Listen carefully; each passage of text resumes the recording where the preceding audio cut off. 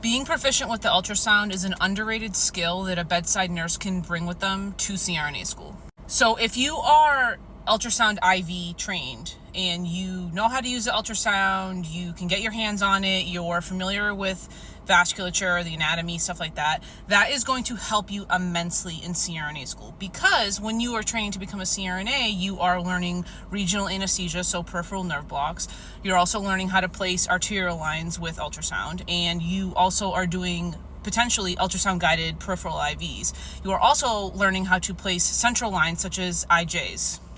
So I'm not saying that you won't learn this in school, because you obviously will. I was not ultrasound guided IV trained when I started CRNA school, but when I was in school, I thought to myself, man, like that would have been clutch. That would have been nice if I had already got my hands on the ultrasound prior to starting CRNA school.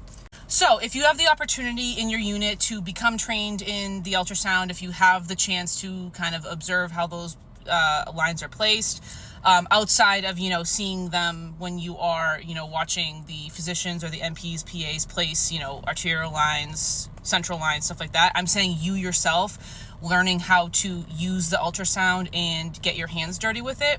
Huge underrated skill.